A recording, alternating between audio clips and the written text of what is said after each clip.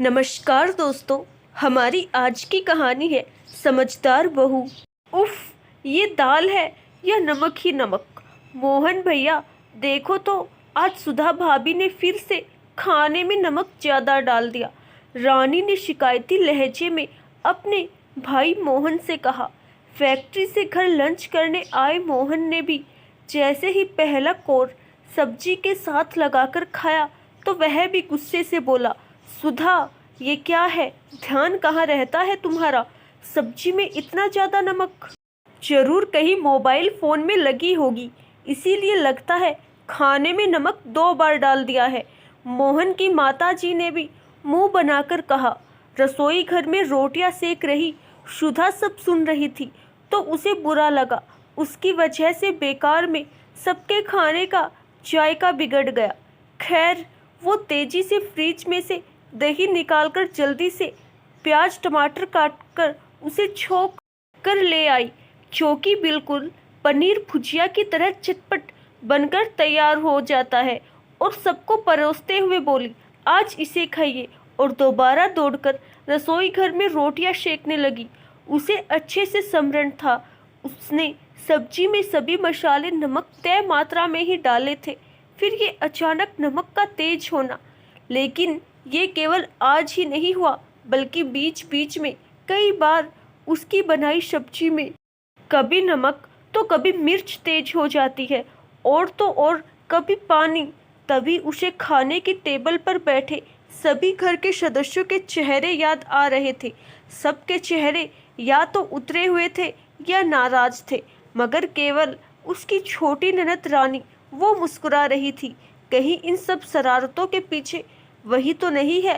पर बिना सबूत के वो कैसे मोहन या अपनी सासू माँ ससुर जी से कहे, और कोई भी भाई या माता पिता अपनी बहन बेटी की शरारत को कैसे मानेगा?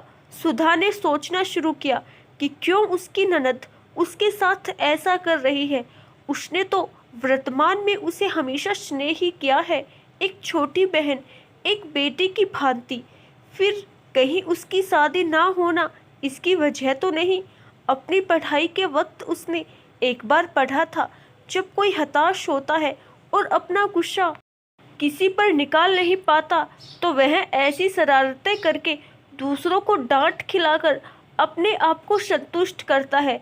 कहीं रानी दीदी भी तो बार बार शादी के लिए नकारे जाने की हताशा इस तरह मुझ पर निकाल रही हो। 1-2 बार सुधा ने कोशिश भी की कि रानी से इधर उधर की बातें करके पूछने की, लेकिन रानी साफ तौर पर नकार गई। सुधा समझ चुकी थी कि कोई अपनी गलती कभी भी स्वयं स्वीकार नहीं करता, तो यहाँ रानी कैसे मानेगी? आखिरकार उसने एक तरीका सोचा और दोपहर का खाना बनाते वक्त जानबूझकर एक कोने में मोबाइल फ़ोन लगाकर उसकी वीडियो रिकॉर्डिंग लगा दी, जिसमें वह सब्जी में क्या नमक मिर्च मसाले डाल रही थी, और फिर सब्जी बनाकर चुपचाप ढक कर बहाने से छत से कपड़े लेने चली गई। और योजना अनुसार सचमुच उसकी ननद वहां आई और इधर उधर देखकर जल्दी से कचड़ी भरकर नमक सब्जी में डालकर वहां से तुरंत रफू चक्कर हो गई। कुछ देर बाद मोहन फैक्ट्री से लौटकर लंच करने आया तो सुधा ने सबको दूसरी सब्जी परोसी। ये देखकर मोहन बोला, सुधा, आज तो तुमने राजमा चावल बनाने के लिए तैयारियां की थी, तो फिर ये आलू मटर रोटी? सुधा ने मोहन से कहा। हाँ, वो राजमा थोड़े ज़्यादा नहीं गले। इस बार दुकान वाले ने अच्छी क्वालिटी के नहीं दिए, उसे जाकर दिखाऊंगी। खैर, आप आज आलू मटर खा लीजिए, क्यों देर करते हैं? आज रानी दीदी को अपने फ्रेंड के साथ बाहर जाना है ना दीदी? हाँ भाभी, कहकर रानी ने भी चुपचाप खाना खा लिया। रानी के बाहर चले जाने के बाद सुधा ने मोहन और अपने सास ससुर सबको कमरे में बुलाया और कहा, ये देखिए, आप सभी को लगता था कि मैं भुलक्कड़ हो गई हूँ, मोबाइल फ़ोन पर लगी रहती हूँ, इसीलिए कभी नमक तो कभी मिर्च और कभी पानी सब्जी में ज़्यादा हो जाता है। देखिए, मैं तो सब कुछ अच्छे से डालती हूँ, मगर जब सबने वीडियो रिकॉर्डिंग देखी तो सब दंग रह गए। तो मोहन ने कहा, तुम्हें ये सब रानी के सामने बताना चाहिए था, ताकि उसे सबके सामने। वही तो मैं नहीं चाहती मोहन जी। देखिए, ईश्वर की दया से मैं आज नहीं तो कल रानी दीदी की शादी हो ही जाएगी। लेकिन वहाँ भी अगर उन्होंने अपने ससुराल में अपनी इसी तरह की शरारतें और दूसरों को नीचा दिखाने की आदतें जारी रखी, तो उनका वहाँ सबसे निभाना मुश्किल हो जाएगा। ऐसे में नतीजा घर परिवार का टूटना होता है। मैंने अपने तरीकों से उन्हें समझाने की कोशिश की, मगर वो बिना सबूत के आपको बताती तो आप भी नहीं मानते। इसीलिए मैंने ये वीडियो बनाई और वीडियो रिकॉर्डिंग मोबाइल पर लगाकर स्वयं रसोई घर से दूर छत पर चली गई। मगर बेटा, तुमने ये वीडियो रिकॉर्डिंग हमें ही क्यों दिखाई? रानी के सामने दिखाई होती तो। बाबूजी, माँ, मैं नहीं चाहती कि हमारे घर परिवार में नफरत और बढ़े, बल्कि हम सभी में प्यार बढ़े। इसीलिए ये वीडियो आप ही रानी दीदी को दिखाकर उन्हें समझाएं।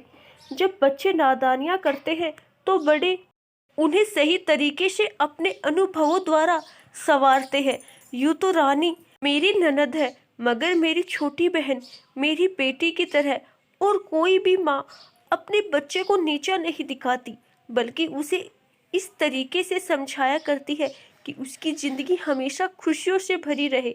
माँ, बाबूजी, आप सभी उन्हें प्यार से समझाएंगे तो वह जल्दी से और अच्छी तरह समझ जाएगी।